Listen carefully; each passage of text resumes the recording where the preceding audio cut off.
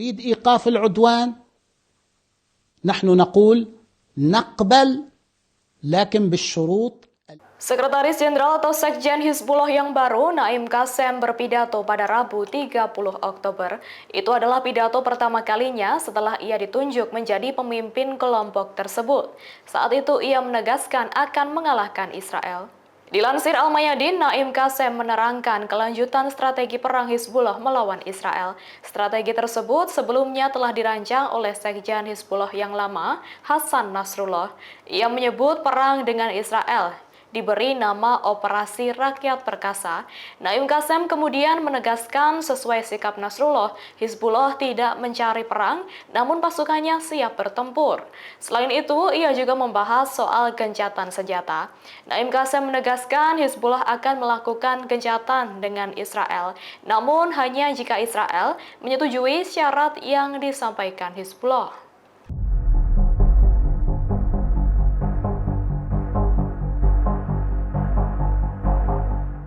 Kota Beit Lahia di jalur Gaza Utara telah dinyatakan sebagai daerah bencana. Hal itu karena serangan udara Israel di situ telah menewaskan lebih dari 100 warga Palestina hanya dalam waktu 24 jam terakhir.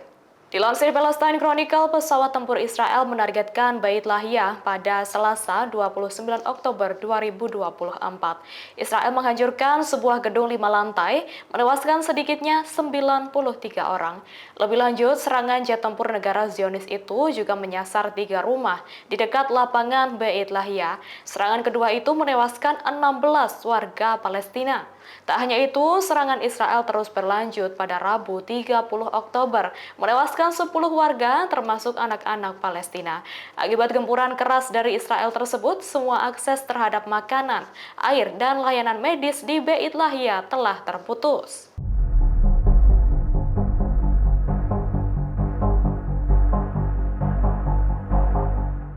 Iran menyangkal laporan bahwa wilayah udaranya disebut berhasil diterobos banyaknya jet tempur Israel dalam serangan pada Sabtu 26 Oktober lalu.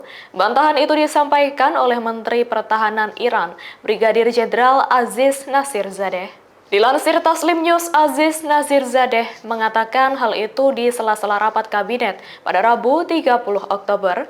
Ia juga mengatakan bahwa laporan pelanggaran wilayah udara Iran oleh jet tempur Zionis hanyalah kehebohan media.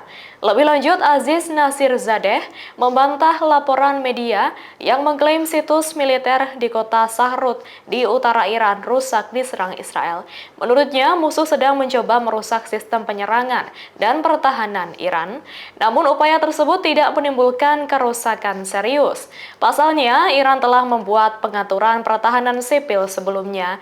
Ia juga mencatat bahwa salah satu sistem pertahanan udara Iran kemudian langsung diganti sehari setelah serangan Israel.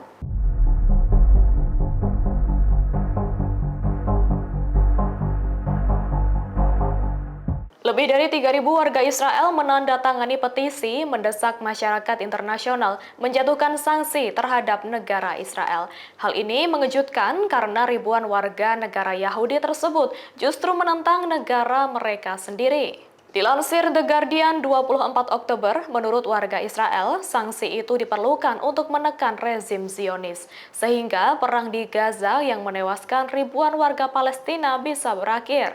Dalam surat terbuka yang dirilis media The Guardian, petisi tersebut menyerukan agar komunitas internasional menyelamatkan warga Israel dari negaranya sendiri. Mereka ingin agar gencatan senjata segera dilakukan. Adapun petisi tersebut diterbitkan dalam wujud surat terbuka pada pekan lalu.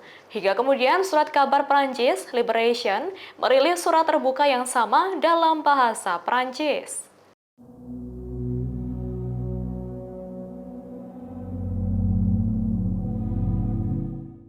Perdana Menteri Israel Benyamin Netanyahu menunda pernikahan putranya Avner Netanyahu. Hal itu ia lakukan karena khawatir dihantam serangan bom dari kelompok Hizbullah dan Iran.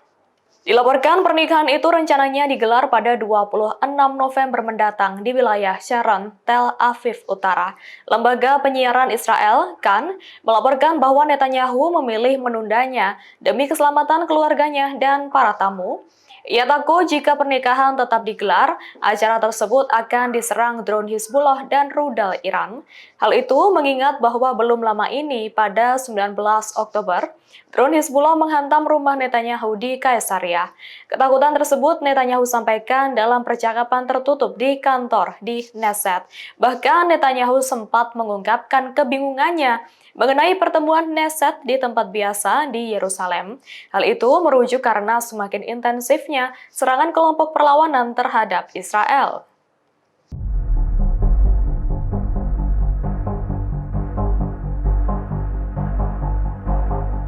Pasca serangan jet tempur Israel, Iran mengumumkan produksi rudal negaranya tetap berjalan normal. Bahkan serangan Israel pada Sabtu 26 Oktober itu disebut tak ada dampaknya bagi Iran. Dilansir Al Arabiya, hal itu disampaikan oleh Menteri Pertahanan atau Menhan Iran, Brigadir Jenderal Aziz Nasir Zadeh. Ia menyangkal laporan berbagai media bahwa wilayah udara Iran berhasil diterobos jet tempur Israel. Bantahan itu ia sampaikan di sela-sela rapat kabinet pada Rabu 30 Oktober. Namun Aziz Nasir Zadeh mengatakan bahwa musuh memang mencoba merusak sistem pertahanan dan ofensif Iran. Seperti diketahui, serangan Israel baru-baru ini menyasar situs-situs militer Iran. Hal itu dianggap sebagai balasan atas serangan 180 misil yang diluncurkan Iran ke Tel Aviv pada 1 Oktober.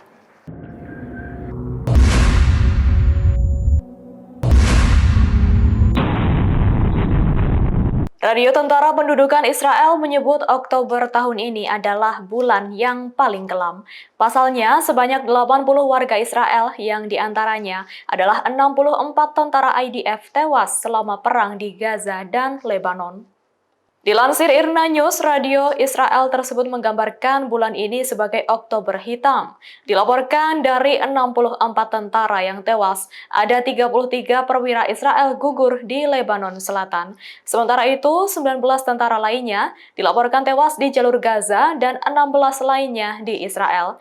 Di sisi lain, pernyataan tersebut juga berisi soal laporan 4 tentara tewas pada 13 Oktober. Ketiganya tewas dalam pemboman drone yang menargetkan markas pelatihan Brigade Golani di daerah Binyamina dekat Haifa. Menurut pernyataan itu, 3 tentara Israel juga terbunuh pada bulan Oktober oleh rudal Hizbullah di perbatasan Lebanon.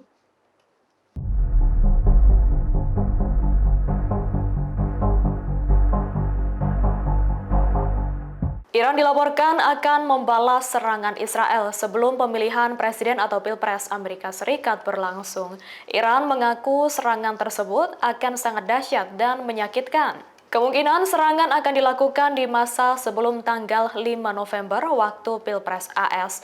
Mengutip sumber senior yang tidak disebutkan namanya, balasan setimpal kepada Israel itu diungkap dalam musyawarah di Teheran. Adapun Israel sebenarnya juga telah memperkirakan kemungkinan balasan Iran. Namun sejauh ini Iran dipandang berusaha meminimalkan serangan tersebut dan tidak jelas apakah Iran akan berupaya memberikan tanggapan besar. Meski begitu, pemimpin tertinggi Iran Ali Khamenei sebelumnya telah menjanjikan serangan balasan. Ia juga mengatakan gempuran jet tempur Israel sebelumnya tidak boleh diremehkan. Download Tribun X sekarang, menghadirkan lokal menjadi Indonesia.